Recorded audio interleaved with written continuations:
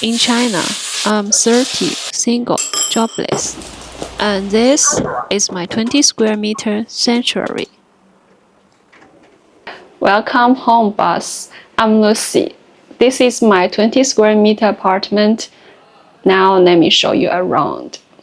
Right at the entrance is my shoe cabinet and an open kitchen. No gas, only electricity, so apparently this apartment is not designed for someone who cooks. And this is Numi's water bowl and food bowl. Good thing he's small, otherwise this apartment would be way too tight for him to run around. In China, more and more young people are getting pets instead of having kids. I found most of my friends have pets now. And there is a small dining table. When I eat, I'll put my laptop on this rice cooker to watch some traveling videos. And this is the water we usually drink, 10 RMB for one. And just a few steps, we are in the living room. A small sofa and coffee table here. This is also where I do my face care. See, very convenient. I like keep things reachable. And my hair dryer is here. I really love this cushion. Not soft, not hard, handmade. My puppy loves it too. This is my living room. Not big, but very functional. That's where I spend most of my time. Other than the bed, of course. Sometimes I write here, use my laptop, or sometimes I just scroll through videos. Right in front of me is the fridge. It's not so big. We only keep 2 or 3 days of food. Markets are not far. And the supermarket. These cabinets hold our daily stuff. And this one is specially for Lumi. His clothes, his medicine, and toys. And here is the bathroom. It's separated into dry and wet areas, no window. In China, we call this a deck bathroom. Many small apartments in China have bathrooms without windows, just a fan. It's very local living experience. In the bedroom, after putting a bed and a cabinet, there is almost no space around. One bed for me and my sister. We take turns switch sides. Now it's my turn to sleep at the foot of the bed. But Prince Lumi has 2 beds, one inside the bedroom, one in the living room. Oh, and a sofa. He sleeps wherever he wants. You might be wondering, 2 elder sisters, why share one bed? My sister lost her job a few months ago, so she moved in with me. Before that, I was living alone here. She'll move out later. She was born in 2003 and graduated in 2024. You know what those years meant for new graduates? Send out countless resumes, barely any place. In your country, is it this hard for young people to find jobs? Let me know in the comments. A very quick room tour. Guess how much this one-bed apartment costs? Time for Lumi to go out. Let me tell you on the way and show you around the neighborhood. Normally it's around $310 a month, but I rent it right before the Chinese New Year, which is usually the cheapest time in China, so I paid $265. The most expensive time is graduation season. This is slightly cheaper than a similar apartment in Hangzhou, but not by much, because it's a famous international business city. And in China cities, renting usually means 2 types of places. One's what we call urban village housing. That's what behind me. Self-built houses, usually cheaper. A lot of people start here. The other one is like this, a proper apartment complex. Better environment, but more expensive. So it really depends on your budget. You want it cheap, you go for the village house.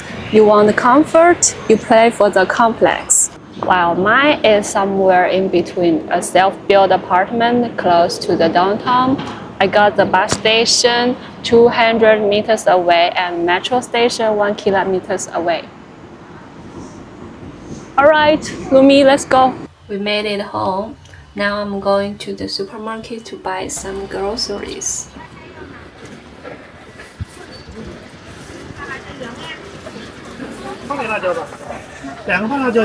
I'm heading to my local market. Not a big chain, just a neighborhood shop. Right outside, there's always a bunch of elderly folks selling homegrown veggies. Sometimes I buy a little bit from them to show support. Now for the prices. A pack of Oreos, just 5.5 yuan. A Snicker bar, 4.5 yuan. Half kilo of eggs, 6.58 yuan.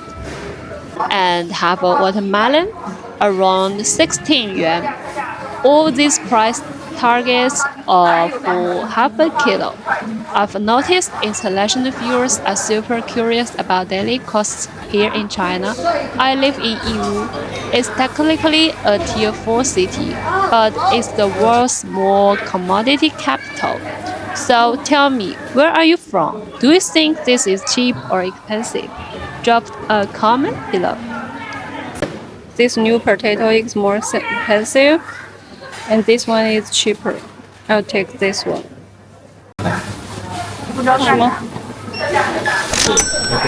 It starts raining now, and I spent 25 for all this. One bread for 5 RMB. I like this one, very soft. And 2 big potatoes, 2 cucumber, 1 ginger, and some chili for 4.7. And this pork, 5.6.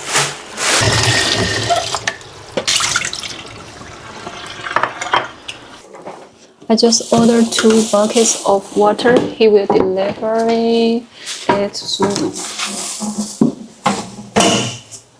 I just need to put it outside. No need to say a word. I paid him on WeChat. This is my apron. 熟了就行. It literally means as well as it's cooked.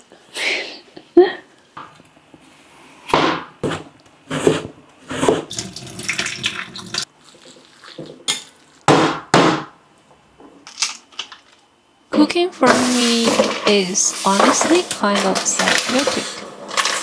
Sometimes I go to the supermarket for fresh stuff. 下宽油. Sometimes I just open the fridge and figure out what to do with whatever's left. The real challenge, making whatever's in the fridge actually taste good. Home-cooked food just hits different. Also, I'm jobless now, so saving money helps. But washing dishes, hate that part. The joy of cooking ends the second you face the sink. Do you cook for yourself, or are you a takeout person?